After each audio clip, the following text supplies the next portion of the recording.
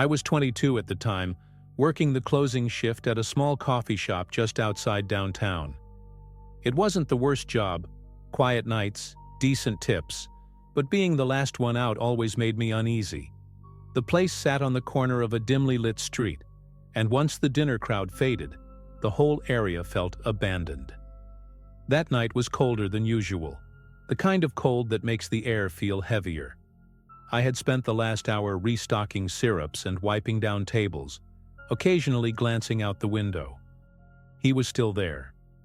A man in a black hoodie sitting at one of the outdoor tables, unmoving. He'd been there since 7 p.m. At first I didn't think much of it. We got our fair share of loiterers, people nursing a single cup of coffee for hours. But he never came inside, never ordered anything. Just sat there, hood up, face mostly obscured by the shadows. I tried to ignore it, but every time I glanced up, his head was turned toward the entrance, watching. I reassured myself, maybe he was waiting for someone. Maybe he was just lost in thought. But as the hours passed and customers trickled out, my unease grew. By 10:30, I was alone. The shop dark except for the glow of the street lamp outside. And he was still there. I locked the front door, pulling it hard to make sure it latched, then grabbed my bag and keys. My car was parked in the small lot behind the shop, maybe 50 feet away. As soon as I stepped outside, the man moved. He stood up slowly and turned toward me. I froze. He wasn't rushing, wasn't running, just walking. Deliberate. Steady. I forced myself to keep moving, my footsteps quickening as I rounded the corner toward my car. My hands were shaking so badly I fumbled the keys, nearly dropping them. The sound of his footsteps, slow, measured, grew closer. I yanked the car door open, jumped inside and slammed it shut, locking it instantly. My breath was coming fast, my heart hammering in my chest. The man stopped just inches from my window. I could see him now, his face obscured by the hood, his breath fogging up the glass. He didn't knock, didn't speak, just stood there, staring. My fingers hovered over my phone, but I couldn't move.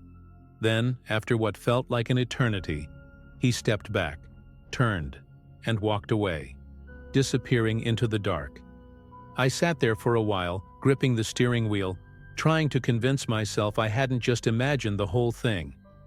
My body was telling me to leave, to drive straight home and lock my doors, but something kept me frozen in place. My eyes darted around the lot, scanning the darkness. Was he really gone? Or was he waiting somewhere just out of sight? I reached for my phone with trembling fingers and opened the camera, using it as a makeshift mirror to check behind me. Nothing. The lot was empty. Still, I couldn't shake the feeling that I was being watched.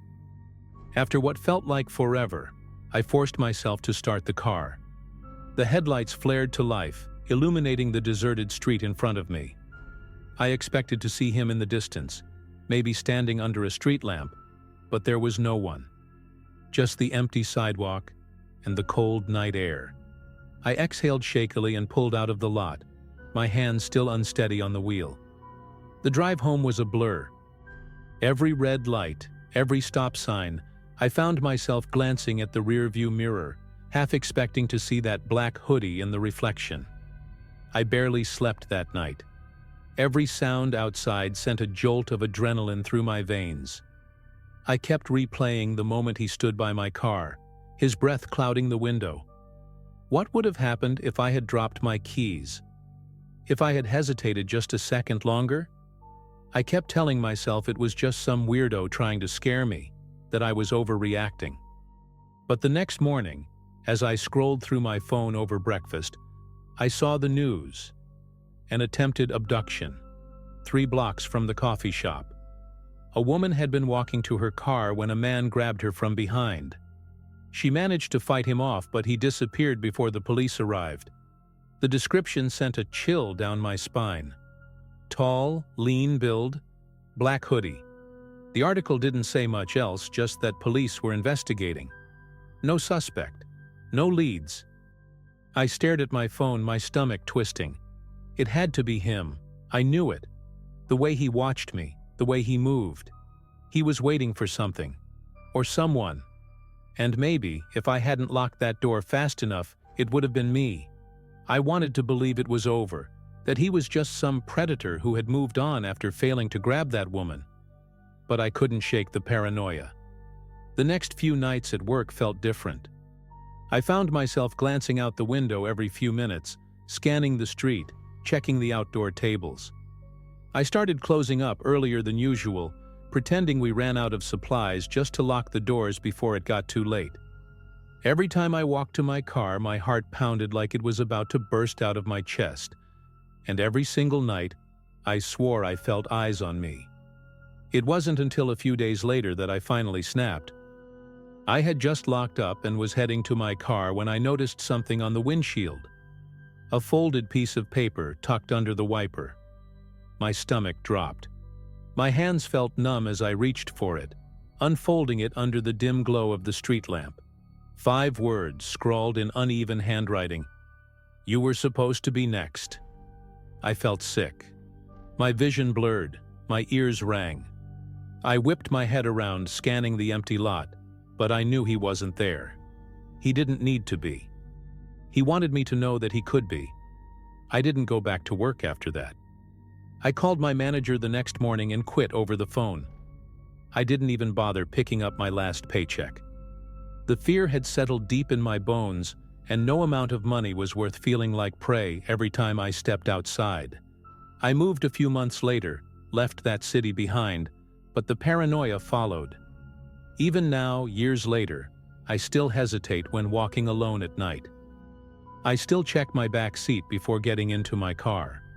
I still feel my pulse quicken whenever I see someone in a black hoodie standing too still for too long. I never found out who he was. The police never caught him. Maybe he moved on to another town, another coffee shop, another girl locking up late at night. Or maybe he's still out there watching, waiting.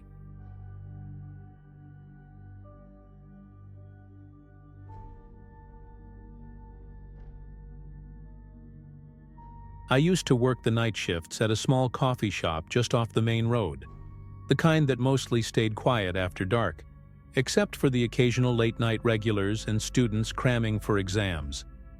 I'd been there for about a year, and the routine was second nature to me. Clock in, prep the machines, clean up, clock out. Nothing ever really happened there. That's why when my coworker, Jason, offered to take my shift last minute, I didn't hesitate to agree. He needed the extra hours, and I was happy to have a rare Friday night off. I didn't think much of it at the time, but looking back I keep wondering, what if I had just worked that shift instead? The next morning I woke up groggy, sunlight spilling through my blinds in streaks. I had slept in for the first time in weeks. My phone was face down on the nightstand, buzzing softly. When I picked it up, my stomach twisted. 6 missed calls from our manager, Emily. 2 from a number I didn't recognize. And a text that made my heart skip a beat. "Call me ASAP. It's about Jason." I sat up, rubbing the sleep from my eyes, trying to shake off the unease creeping up my spine. Something was wrong. I could feel it. I called Emily back immediately, and she answered on the first ring. Her voice was tense, clipped. Jason never showed up for his shift last night. That didn't make sense. Jason was reliable, always early, never missed a shift. "I thought maybe he was sick," she continued, "but he's not answering his phone, and—" She hesitated, like she didn't want to say what came next. "No one has heard from him. Not his roommates, not his friends, nothing." I felt my stomach drop. Jason wasn't the type to just disappear. After hanging up, I couldn't shake the feeling that something was seriously off. I decided to check the store's security footage. Emily had access, but I had the logins too, from when I helped with closing duties. I sat on my bed, pulling up the footage on my laptop, fast-forwarding through the hours. There he was, Jason, going through the usual motions. Wiping down the counters, setting the alarm, stepping outside. And then, I froze. Outside, at the curb, a dark SUV was idling. Its headlights flickered as the passenger door opened. Jason stood still for a moment, like he was debating something. And then, to my horror, he stepped forward and got inside. The car pulled away, disappearing into the night. I stared at the screen, my pulse hammering in my ears. The footage cut off after Jason left, nothing else out of the ordinary inside the store. I rewound the clip, watching it again, and again. The way he hesitated before getting in the SUV, it wasn't casual. It wasn't like he knew the person inside. His body language was stiff, uncertain. But still, he got in. My gut told me this wasn't just a ride home. Something about it felt wrong. I called Emily back. "Did Jason mention anything about getting picked up last night?" My voice came out shakier than I wanted. She sighed. "No. And I asked his roommates, his friends. No one knew anything about it." A pause. "You saw something on the cameras, didn't you?" I hesitated. "Yeah, a black SUV. He got in." Emily was silent for a moment. Then, quietly, she said, "I'm calling the police." The cops came by later that day and I showed them the footage. One officer, a tall guy with graying hair, rewound it 3 times before turning to me. "You don't recognize the car?" I shook my head. "And Jason never mentioned anyone picking him up?" I repeated what I'd told Emily. He hadn't said anything about a ride, and as far as I knew, he always walked home. The other officer, a younger woman with sharp eyes, jotted something down in her notepad. "We'll check traffic cameras. See if we can trace the plate," she said. But there was something in her tone that made me uneasy, like she didn't expect to find anything. That night I lay awake in bed, staring at the ceiling.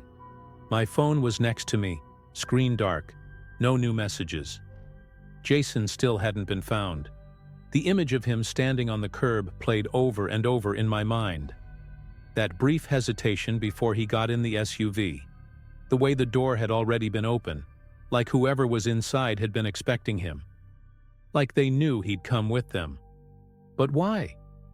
The next morning, I drove to the coffee shop. I needed to be there, to see it in person. Maybe it was stupid, but I thought if I stood in the same spot Jason had, I'd understand something I hadn't before. The street looked the same as always. Quiet, a few early risers walking by, the occasional car rolling past.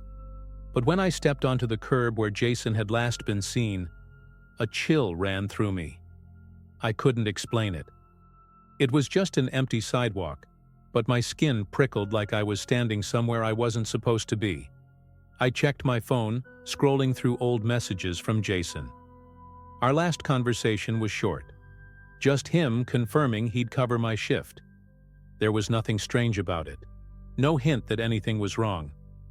I hovered over his name, debating whether to call again, even though I knew it would go straight to voicemail.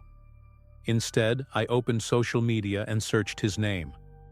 His profile was still up, but it was eerie seeing it now, like a frozen snapshot of someone who no longer existed. His last post was from 3 days ago, a blurry photo of his cat captioned, "Someone tell Milo he's not the king of the apartment." The comments were now flooded with people asking if he was okay, if anyone had heard from him. I scrolled further, looking for anything that might stand out. That's when I saw a comment from someone I didn't recognize. A blank profile, no picture, no posts. It was just a single sentence. "He got in the wrong car." My breath caught in my throat. I clicked the profile, but there was nothing. No history, no friends, nothing. Just that comment, left hours ago. I took a screenshot and sent it to Emily. "Did you see this?" She responded almost immediately. "What the hell? Who is that?" I didn't know, but something about it made my stomach twist. It wasn't a question. It wasn't speculation. It was a statement. Whoever had left that comment wasn't wondering what had happened to Jason. They knew. I felt sick. My hands were shaking as I refreshed the page, but the comment was gone. Deleted. My screenshot was the only proof it had ever been there. I wanted to believe it was just some internet troll messing with us, but deep down I didn't. There was something too specific about it, too deliberate. I called Emily again. What if someone saw what happened? What if they know something? She was quiet for a long time before saying, "Then why not go to the police?" That was the obvious answer, but I had a bad feeling they wouldn't take it seriously. A deleted comment from a blank account wasn't exactly solid evidence. Still, I forwarded the screenshot to the officer I had spoken to before. A few hours later, he called me back. "We looked into the traffic cameras," he said, his voice clipped. "No sign of the SUV. It didn't appear on any street cams near the shop." My blood ran cold. That wasn't possible. I saw it pull away. "You're saying it just vanished?" I asked. A pause. "I'm saying there's no record of it ever being there." That was 3 weeks ago. Jason is still missing. The police say they're doing everything they can, but I can hear it in their voices. They have nothing. No leads, no clues, just a guy who walked out of work one night and disappeared. I stopped going to the coffee shop. I couldn't stand being there, knowing that I should have worked that shift. That if I had, maybe things would have been different. Maybe I would have been the one getting into that SUV. Some nights I dream about that footage, about Jason standing on the curb, frozen in place. I dream that I can see inside the SUV, but the windows are too dark. I wake up drenched in sweat, heart pounding. And sometimes, when I check my phone in the morning, I see a missed call from an unknown number. No voicemail, no text, just silence.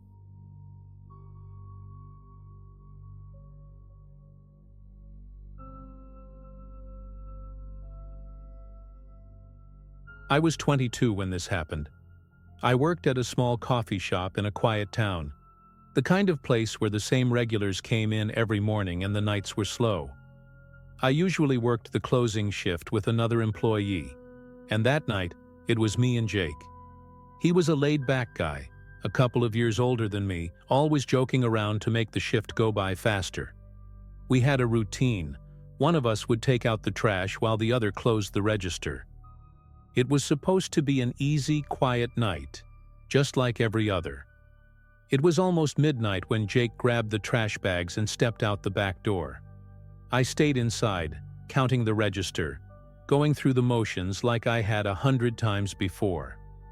The shop was dimly lit, with only the buzzing neon sign outside and the soft glow from the espresso machine keeping me company. I remember humming to myself, tapping the counter absent-mindedly, feeling the weight of exhaustion settle in. That's when I heard it, a sudden creak from the back door. My stomach dropped. We always locked it right away. Before I could even react, the door slammed open, and a man rushed inside. He was wearing a black ski mask, his eyes locked on me like a predator spotting its prey. He moved fast, shoving me hard against the counter before I could even think about running. The cash drawer was still open beside me, bills and coins scattered from my hands.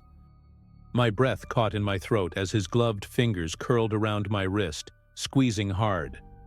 "Don't scream," he hissed, his voice sharp, controlled. Outside, I knew Jake was only a few feet away, probably tossing the trash into the dumpster. I wanted to call for him, but fear had clamped my throat shut. Then I heard it. Shuffling footsteps just beyond the door. Jake must have heard the commotion. My pulse pounded in my ears as I realized he had a choice to make. Run for help, or come back inside. Jake hesitated. I could feel it, that brief moment where he was weighing his options. The smart thing to do would be to run, to call for help. But instead, I heard the sound of cautious footsteps approaching the door. My heart hammered against my ribs. I wanted to warn him, to tell him to stay back, but I couldn't get the words out. The man in the ski mask tightened his grip on my wrist, yanking me forward. "Tell your friend to come inside," he ordered, his voice low, almost amused. My throat was dry and I barely managed to whisper, "Jake, don't." But the door creaked open anyway. He stepped in, his eyes darting from me to the masked man, realizing too late that he had walked straight into a trap. The guy let go of me in an instant, lunging toward Jake. Instinct kicked in, and Jake swung the empty metal trash can he'd been holding. It connected hard, sending the man stumbling back, but it wasn't enough. The guy recovered fast, too fast. He tackled Jake, shoving him against the door so hard it rattled in its frame. I could hear the struggle, the grunts, the scuffing of shoes against the floor. My mind was screaming at me to do something, anything, but I was frozen. Then my gaze flicked to the counter, to the steaming wand on the espresso machine. Without thinking, I lunged forward, twisting the knob all the way. A blast of scalding steam hissed out, filling the air with a sharp, burning heat. The masked man flinched at the sound, but I was already moving. I grabbed the nearest thing, a glass coffee pot, and swung it with everything I had. It shattered against his shoulder, sending shards and hot coffee flying. He let out a pained yell, jerking away from Jake, and that was all we needed. Jake grabbed my arm, yanking me toward the front door. We ran, stumbling out onto the empty street, breathless and shaking. We didn't stop running until we were halfway down the block. My legs felt like they were made of rubber, my lungs burning with every gasp of air. Jake was gripping my wrist so tightly it hurt, but I didn't say a word. When we finally stopped, we turned back toward the coffee shop, expecting to see the masked man chasing us. But the street was empty. The shop's door hung open, the neon sign flickering above it, casting a dull red glow onto the sidewalk. My stomach twisted. He hadn't followed us. Jake fumbled for his phone, his hands shaking as he dialed 911. "Yeah, we were just attacked. Coffee shop on Maple. Guy in a ski mask. Yeah, he's still inside, I think." His voice was breathless, frantic. I couldn't take my eyes off the darkened entrance, half expecting the man to come sprinting out at any second. But nothing happened. No movement. No sound. It was like the shop had swallowed him whole. The police arrived within minutes, sirens, flashing lights, officers moving fast. They stormed inside while we stood on the curb, wrapped in thin emergency blankets, still trembling. One officer came back out not long after, his expression unreadable. "Nobody's here," he said. "We checked the back, the storage area. No sign of him." My skin went cold. That wasn't possible. He hadn't passed us. There was no back exit. He had to be in there, but they never found him. No fingerprints, no security footage. Our old cameras had been broken for months. Nothing stolen, nothing left behind. Just a shattered coffee pot and the lingering smell of burnt steam. I never went back after that. Neither did Jake. The shop closed down a few months later, and to this day, I don't know what happened to the man in the ski mask. But sometimes, when I walk alone at night, I get this awful feeling, like someone's watching, waiting. And I wonder if one day I'll look up and see those same dark eyes staring back at me.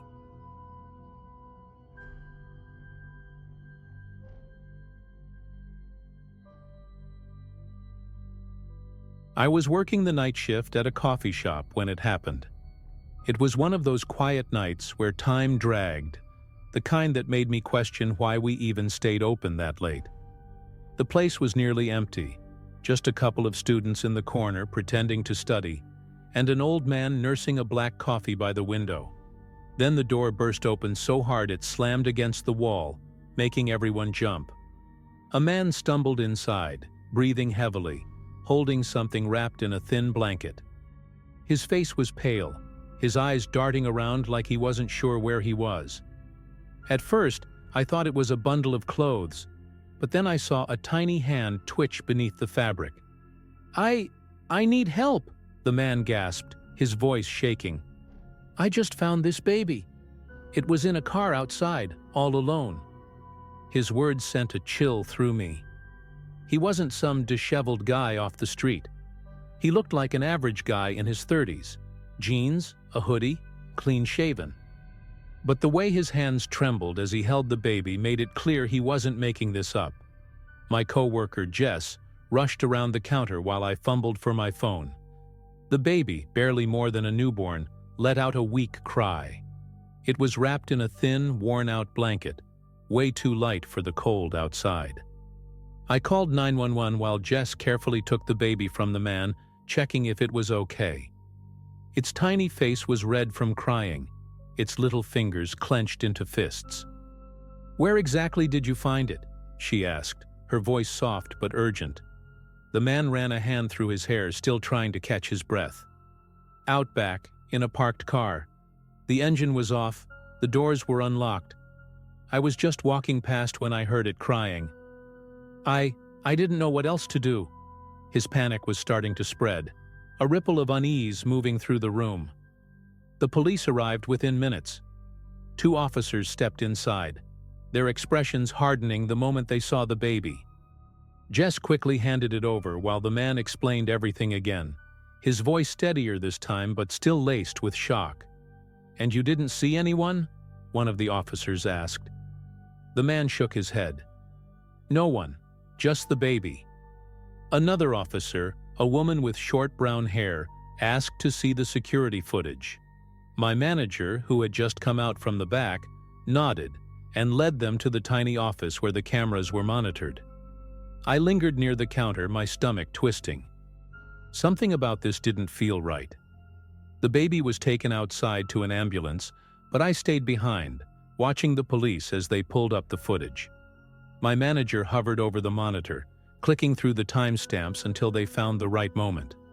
The grainy footage showed the back alley behind the coffee shop, dimly lit, mostly empty.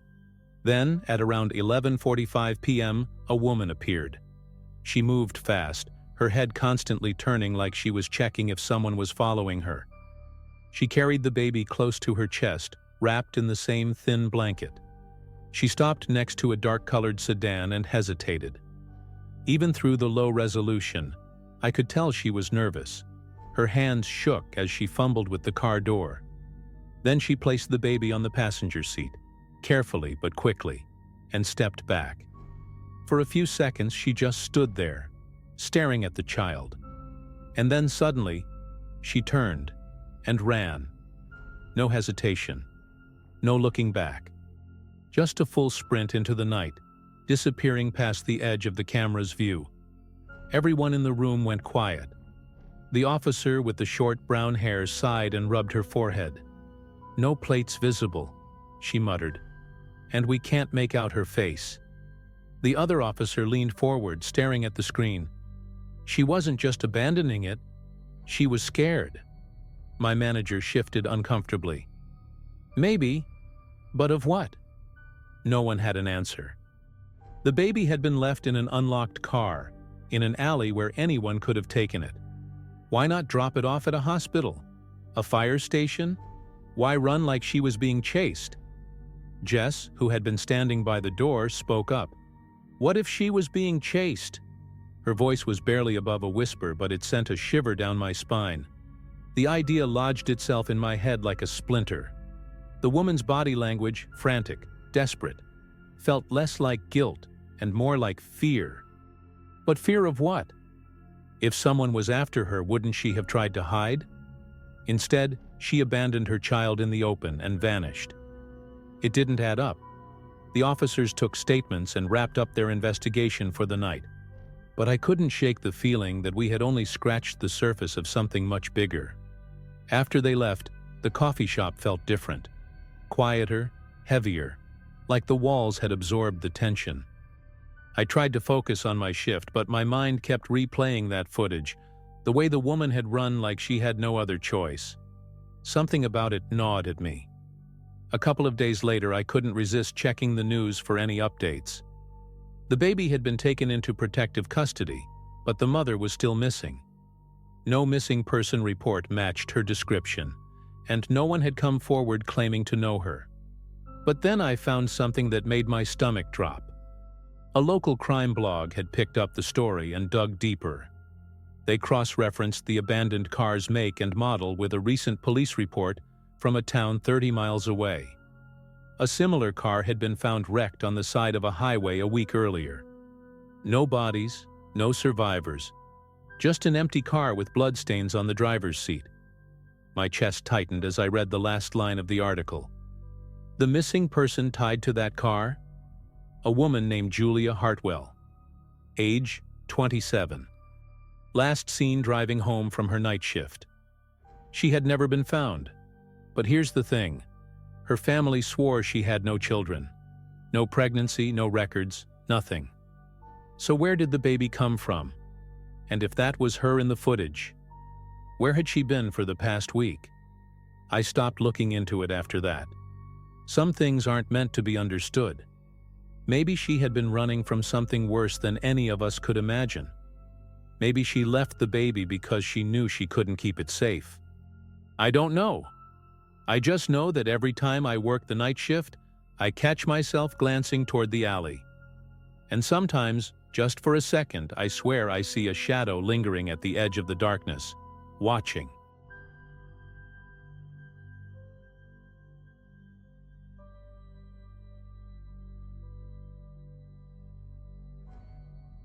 I've worked the night shift at Harper's Cafe for about 6 months now. It's a quiet little place, open 24 hours but mostly empty after midnight. The regulars are usually truckers stopping for coffee and students pulling all-nighters, but there's one guy who's different. He's here every single night, always at the same corner table by the window. I don't know his name, but he always orders a black coffee, no sugar, no cream. He never brings a book or a laptop, never checks his phone. He just sits there staring at something outside. At first I didn't think much of it. People have their routines, right? But after a few weeks I couldn't ignore how strange it was. It wasn't just that he showed up every night like clockwork. It was the way he sat. Perfectly still, hands resting on the table, eyes locked on the same spot outside. As if he were waiting for someone. Sometimes he murmured under his breath, but never loudly enough for me to catch what he was saying. The other baristas joked about him, calling him the statue. I laughed along, but deep down, something about him unsettled me. The way he never acknowledged the world around him, never reacted when people walked past his table. Like he existed in his own bubble, separate from the rest of us. Last night I finally decided to talk to him. It was a slow shift. Just me and one other customer studying in the back. The rain outside made the cafe feel even quieter than usual. He was in his usual spot, coffee untouched, staring through the glass. I walked over, pretending to wipe down a nearby table. "Waiting for someone?" I asked casually, hoping to break the silence. For the first time in weeks, he turned his head toward me. His eyes were dark, tired, but something else lurked there. Something that made my stomach tighten. He blinked as if surprised by the question. Then with a small, almost wistful smile, he said, "She's always late." I forced a chuckle, trying to ignore the way my skin prickled at his words. "Oh yeah? Who's she?" I asked, keeping my tone light. He turned back to the window, eyes scanning the empty sidewalk beyond the rain-streaked glass. "My wife," he said. "She always waits for me here." His voice was calm, certain. But something about it didn't sit right. I'd worked this shift long enough to know most of the regulars, and I had never once seen him with anyone, not even a friend. He was always alone. A strange heaviness settled in my chest. Does she come in later?" I asked, already knowing the answer. He smiled again, but there was something distant in it. Something that made my stomach knot. Sometimes I just miss her." His fingers tapped absently against the table, a slow, rhythmic motion that sent an odd chill through me. I nodded, unsure of what else to say, and excused myself back behind the counter. My hands were shaking slightly as I wiped down the espresso machine. I tried to shake it off, telling myself it was just a weird conversation with a lonely guy. But something gnawed at me. I glanced at the security camera monitor behind the counter, just out of curiosity. The live feed showed the cafe exactly as I expected. Dimly lit, mostly empty, with the man sitting alone at his table. Alone. No empty cup across from him. No sign of anyone ever having been there. But the way he had spoken, it didn't sound like he was reminiscing. It sounded like he genuinely expected someone. An uneasy thought crept into my mind, one I couldn't shake. I scrolled back through the footage, going back a few nights, then a few weeks. Every single time it was the same. He'd sit at the table, order his black coffee and talk, sometimes in whispers, sometimes just moving his lips. And every time, he was speaking to an empty chair. My stomach twisted as I kept watching the footage, scrubbing through different nights. There was a pattern to his movements. He wasn't just rambling to himself, he was reacting, pausing, nodding, even tilting his head slightly like he was listening to someone respond. I fast-forwarded through a random night last week, stopping when I saw him raise his coffee cup, holding it up as if to toast an invisible person across from him. My skin crawled. I glanced toward his table, half expecting to see something, anything, that would make this make sense. But it was just him, still staring out the window, hands resting on the table like always. The rain outside had picked up, sheets of water blurring the streetlights. The other customer had left while I was reviewing the footage, meaning it was just me and him now. The silence in the cafe felt thick, unnatural.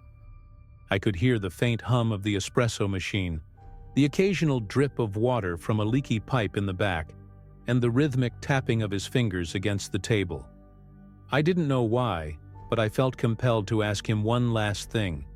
Swallowing down the unease crawling up my spine, I stepped out from behind the counter and walked over again. "Hey," I said softly, forcing a smile. "What's her name?" He didn't answer right away. His fingers slowed their tapping, his gaze still locked on the rain outside. Then, in that same calm, wistful voice, he murmured, "Lillian." A chill raced down my arms. I don't know why, but hearing the name made everything feel worse. Like the air had dropped 10 degrees around me. I forced another smile and nodded before quickly retreating behind the counter, needing space. My hands hovered over the keyboard as I typed the name into a search engine, my heart pounding for reasons I couldn't explain. And when the results popped up, I felt the blood drain from my face. The first result was an old news article from a local paper, dated over a decade ago. "Woman killed in hit and run outside Harper's Cafe." My stomach clenched as I clicked on it, my pulse thudding in my ears. The article was brief. Lillian Carter, 32, had been struck by a car just across the street from where I stood right now. The driver was never found. She had been waiting for someone, the article said. Witnesses claimed she had been sitting alone at the cafe for nearly an hour before stepping outside, as if she had seen someone arrive. But no one else had been there. My eyes darted to the security footage again, my hands ice cold. I scrubbed back to the earliest recording I had access to, 3 months ago. The man was there, just as he was tonight, just as he had been every night since I started working here. How long had he been coming? Had he been sitting at that table for years, waiting for someone who would never arrive? My fingers trembled as I clicked through more articles, trying to find something, anything, that explained what I was seeing. And then I found it. A follow-up story, dated months after the accident. Husband of hit-and-run victim found dead in home. I stopped breathing. His name was right there, Daniel Carter, Lillian's husband. The article said he had fallen into deep depression after her death. He stopped going to work, stopped answering calls. When the landlord finally checked on him, they found him sitting at the dining table, a full cup of coffee in front of him, untouched. He had died of an overdose. I didn't check the footage again. I didn't look at his table. I didn't want to see if he was still there. I locked the register, grabbed my bag, and left, not even bothering to close up properly. As I stepped outside, The rain hit my skin, and I made the mistake of glancing at the cafe window. His reflection was still there, sitting perfectly still, staring at the empty seat across from him. But when I turned back to look inside, he was gone.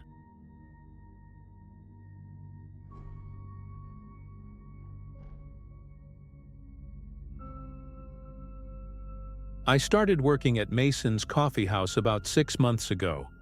It's a quiet little place in a college town, the kind of spot where regulars settle into their routines and new faces stand out. I worked the evening shifts, which were usually slow, just a handful of students typing away on their laptops and the occasional couple on a date. It was an easy job, until I noticed him. The man with the heavy backpack. He came in every night at 9:15 p.m. sharp, like clockwork, always carrying that same overstuffed, bulging backpack that looked like it was about to burst at the seams. At first I didn't think much of him. He never caused trouble. He'd just walk in, order a small black coffee, and sit at the same table near the door. He barely drank his coffee, though, maybe a sip or two before letting it go cold. What unsettled me was the way he watched the room, his dark eyes flicking from person to person like he was studying them. He never used his phone, never brought a laptop or a book, just sat there, staring. It creeped me out, but I convinced myself he was just an odd guy, maybe a little socially awkward. That was until the night everything changed. It was a Thursday, and a storm had rolled in. Heavy rain slammed against the windows, drowning out the usual street noise. By 9:45 p.m., the cafe was nearly empty. Just me, a college kid with headphones buried in a philosophy textbook, and the man with the backpack. I had already flipped the sign to "closed," but I hadn't locked the door yet since we officially closed at 10 p.m. I wiped down the counter, keeping an eye on the man. He was sitting stiffly, fingers tapping against the table. He hadn't even touched his coffee. Something about him felt off. Then, without warning, he stood up. His chair scraped against the floor, the sharp sound cutting through the rain's steady hum. My stomach dropped as he reached for his backpack, unzipping it slowly. I don't know why, but I couldn't move. My hands tightened around the rag I was holding as he pulled something out. A hammer. A heavy, solid hammer. He gripped the handle firmly, his face blank, unreadable. I took a shaky step back, my heart pounding in my ears. Then I realized something horrifying. The door was locked. I felt my throat tighten as the man turned toward me, his grip on the hammer unwavering. He wasn't rushing. He wasn't yelling. He just started walking, slow, deliberate steps in my direction. I opened my mouth to say something, maybe ask if he needed help, maybe tell him to get the hell out, but no words came out. My brain was screaming at me to move, to run, to grab something, anything, but I was frozen. The only other person in the cafe was the college kid, completely oblivious, nodding along to whatever he was listening to. I wanted to scream at him, to warn him, but the moment I even shifted, the man with the backpack snapped his head toward me. His eyes locked onto mine, and something about his expression made my stomach churn. There was no emotion, no anger, no frustration, no excitement, just an empty stare, like he was working through a list, and I was the next task to complete. I stumbled backward, nearly knocking over the coffee pots behind me. My mind raced. Was he going to rob me? Attack me? Was there something else in that backpack? My hand shot to my pocket, but my phone was in my bag on the other side of the counter. The landline was closer, but to get to it, I'd have to move past him. Shit. My heartbeat thundered against my ribs as he closed the distance between us, the hammer hanging low at his side. I had to do something. My hands found the steaming metal milk, frothing pitcher sitting on the counter, still hot from the last latte I'd made. Without thinking, I grabbed it and flung the scalding liquid toward him. The splash was immediate. He flinched, stumbling back as the hot milk hit his arm and chest. It wasn't enough to injure him, but it bought me time. I spun toward the door, yanking at the lock with shaking hands. My fingers fumbled, slipping against the metal as I heard his footsteps behind me. The lock wouldn't turn. My hands were shaking so badly that I couldn't get a proper grip. Behind me, I heard the man grunt, low and frustrated. My chest tightened as I forced myself to focus. Twist, pull, turn. The lock finally gave, and I yanked the door open just as I felt the air shift behind me. He was right there. I bolted outside into the rain, my shoes skidding against the wet pavement as I ran, heart hammering so hard I thought I might pass out. I didn't stop until I reached the corner, panting, soaked to the bone. My mind was still racing, trying to process what just happened. I turned back, expecting to see him coming after me, but he wasn't there. The cafe door was wide open, swinging slightly in the wind. He was gone. Just vanished. My stomach turned. I didn't know if he ran when I did or if he was still inside, waiting, but I wasn't about to go back and find out. Instead, I grabbed my phone with trembling hands and dialed 911. The police arrived within minutes. I gave my statement, trying my best to describe the man, the backpack, the hammer, the way he watched people like he was memorizing them. They searched the cafe, but he was nowhere to be found. The weirdest part? His coffee cup was gone, like he'd never been there at all. No fingerprints on the table, no security footage of him entering or leaving. Just nothing. I quit my job the next day. I told my manager it was burnout, but the truth was, I couldn't be there anymore. Even now, months later, I still check over my shoulder when I walk home at night. I still scan every cafe, every restaurant, looking for that overstuffed backpack. Because the scariest thing isn't that he was there. It's that I have no idea what he was planning to do. And maybe one night, he'll find another place, another barista, another door that's locked too late.